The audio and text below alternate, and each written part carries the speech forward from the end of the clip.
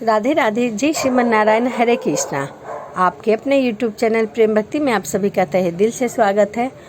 और सबसे पहले आप सभी को अहोई अष्टमी की हार्दिक शुभकामनाएं।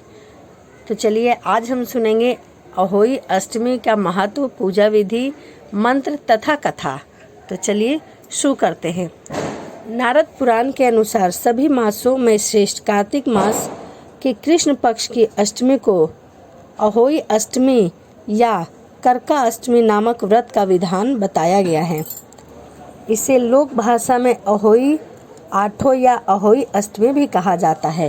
अहोई का शताब्दी अर्थ है अनहोनी को होनी में बदलने वाली माता। इस संपूर्ण दृष्टि में अनहोनी या दुर्भाग्य को टालने वाली आदि शक्ति देवी पार्वती है। इसीलिए इस दिन माता पार्वती की पूजा अर्चना अहोई माता के रूप में की जाती है। अहोई अष्टमी का व्रत 5 नवंबर रविवार के दिन रखा जाएगा।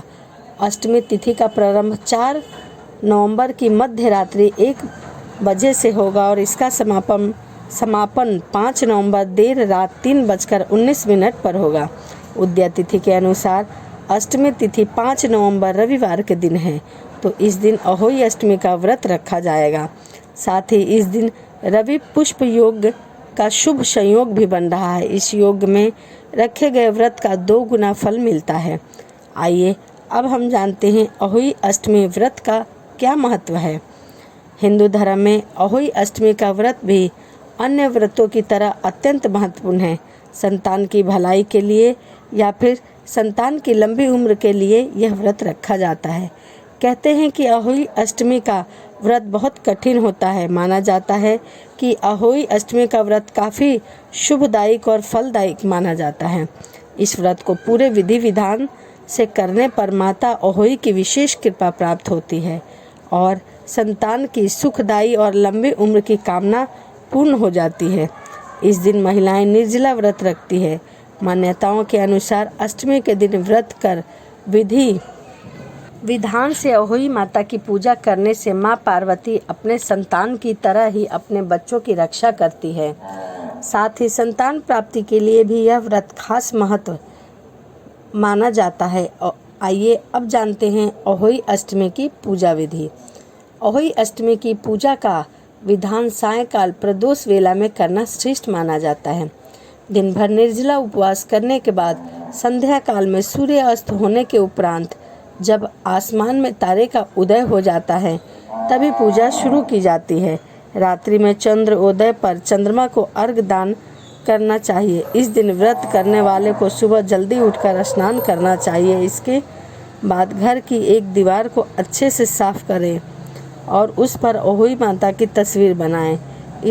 इस तस्वीर को बनाने के लिए गेरू या कुमकुम का उपयोग करें। बिल्कुल तस्वीर वैसे बनाएं जैसे कि आप वीडियो में देख रहे हैं।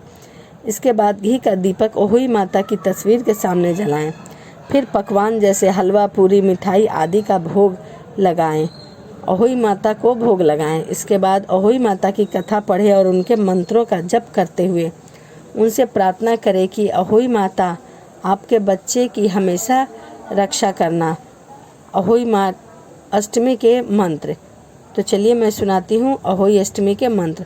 अहोई अष्टमी से 45 दिन तक ओम पार्वतीय प्रिय नंदनाय नमः का 11 माला जाप करने से संतान से संबंधित सारे कष्ट मिट जाते हैं। आइए अब हम जानते हैं अहोई अष्टमी व्रत के लाभ। उत्तर भारत में करवा चौथ व्रत के बाद महिलाओं के लिए अहोई अष्टमी का व्रत काफ़ी महत्व है। जिस तरह से करवा चौथ का व्रत महिलाएं अपने पति की लंबी आयु के लिए करती हैं, उसी तरह अहोई अष्टमी का व्रत संतान की लंबी उम्र और उनकी मंगल कामना के लिए की जाती है।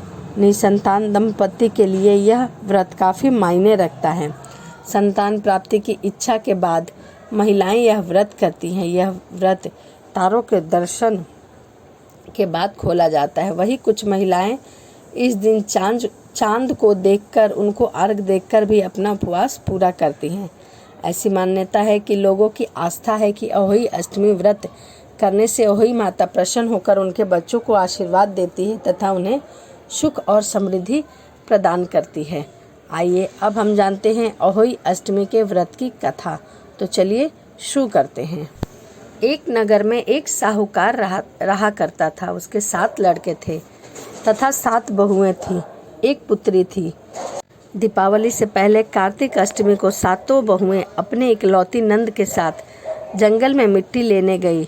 जहाँ से वह मिट्टी खोद रही थी वहीं पर एक जानवर, शाही जानवर बैठा हुआ था। मिट्टी खोदते समय ननद के हाथ में शाही का बच्चा मर गया। स्याऊ माता बोली कि अब मैं तेरी कोख बांधूंगी। तब ननद अपनी 7 भाभियों से बोली कि तुम में से कोई मेरे बदले अपनी कोख बांध लो। सभी भाभियों ने अपनी कोख बंधवाने से इनकार कर दिया, परंतु छोटी भाभी सोचने लगी यदि मैं कोख न बांधूंगी तो सासू जी नाराज होगी।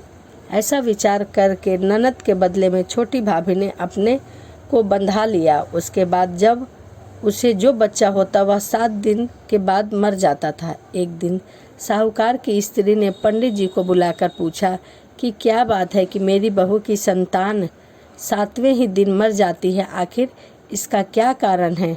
तब पंडित जी ने बहू से कहा कि तुम काली गाय की पूजा किया करो। काली गाय स्याऊ माता की प्रिय होती है, वह तेरी कोख छोड़े तो तेरा बच्चा जिएगा। जिसके बाद से सबसे छोटी बहू प्रातःकाल उठकर चुपचाप काली गाय के नीचे साफ सफाई कर आती थी और काली गाय की खूब सेवा किया करती थी। एक दिन गौ माता बोली कि आजकल कौन मेरी सेवा कर रहा है, उसे आज मैं स्वयं देखूंगी। गौ माता खूब तड़के जाती तो क्या देखती कि साहूकार के बेटे की बहू उनके नीचे साफ सफाई आदि कर रही है। गौ माता उससे बोली कि मुझे किस चीज़ की इच्छा है जो तू मेरी इतनी सेवा कर रही है, मांग, क्या चीज़ मांगती है। तब साहूकार की बहू बोली कि स्याऊ माता तुम्हारी भाईली है और उन्होंने मेरी कोख बांध रखी है, उनसे मेरी कोख खुलवा दो। गौ माता ने कहा अच्छा। तब गौ माता 7 समुंदर पार अपनी भाईली के पास उसको लेकर चली गई। रास्ते में कड़ी धूप थी, इसीलिए दोनों एक पेड़ के वृक्ष के नीचे बैठ गए। थोड़ी देर में एक सांप आया और उसी पेड़ पर एक गरुड़ पंखनी के बच्चे थे, उनको मारने लगा। तब साहूकार की बहू ने सांप को मार कर ढाल के नीचे दबा दिया और बच्चे को बचा लिया। थोड़ी देर में गरुड़ पंखनी आई तो वह खून पड़ा देखकर साहूकार की बहू को चोंच मारने लगी। तब साहूकारनी बोली कि मैंने तो तेरे बच्चे को मारा नहीं है, बल्कि सांप तेरे बच्चे को डसने आया था। मैंने तो तेरे बच्चे को उस सांप से रक्षा की है। यह सुनकर गरुड़ पंखनी खुश होकर बोली कि मांग, तुझे क्या चाहिए, तू वर मांग। वह बोली 7 समुंदर पार स्याऊ माता रहती है, मुझे तू उनके पास पहुंचा दे। तब गरुड़ पंखनी ने दोनों को अपनी पीठ पर बैठाकर स्याऊ माता के पास पहुंचा दिया।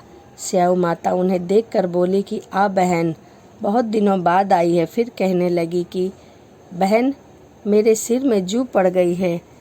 तब सुरही के कहने पर साहूकार की बहू ने सिलाई से उसकी सारी जुएं निकाल दी। इस पर स्याऊ माता प्रसन्न होकर बोली कि तेरे 7 बेटे और 7 बहू हो।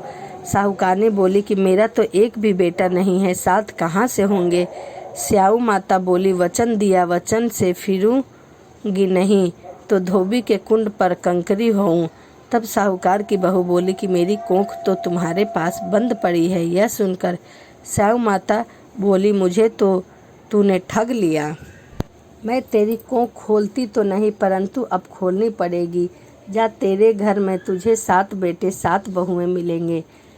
स्याहू छोटी बहू को 7 पुत्र और 7 पुत्र वधुओं का आशीर्वाद देती हुई और कहती है कि घर जाने पर तू अहोई माता का उद्यापन करना, 7 अहोई बनाकर 7 कड़ाही देना। उसके घर लौटकर देखा तो उसके 7 बेटे और 7 बहुएं और बेटी मिली। उसी खुशी के मारे भाव विभोर हो गई। उसने 7 अहोई बनाकर 7 कड़ाही देकर उद्यापन किया। अहोई का अर्थ एक यह भी होता है कि अनहोनी को होनी बनाना। जैसे साहूकार की छोटी बहू ने कर दिखाया था। जिस तरह अहोई माता ने उस साहूकार की बहू की कोख को खोल दिया, उसी प्रकार इस व्रत को करने वाले सभी नारियों की अभिलाषा पूर्ण होती है। तब वह बोली, तुमने तो कोख बंधाई नहीं, मैंने बांध ली। अब स्याऊ माता ने कृपा करके मेरी कोख खोल दी है। स्याऊ माता ने जिस प्रकार उस साहूकार की बहू की कोख खोली, उसी प्रकार हमारी आपकी सभी की खोले। हुंकार भरने वाले तथा सभी पर सुनने वाले सभी की मनोकामनाएं पूर्ण करे। तो यह अहोई अष्टमी की पूजा की विधि, महत्व, कथा थी। तो वीडियो आपको कैसी लगी कमेंट जरूर करिएगा। तो चलिए इसी के साथ वीडियो को समाप्त करते हैं और मिलते हैं अगली वीडियो में। राधे राधे, जय श्रीमन नारायण।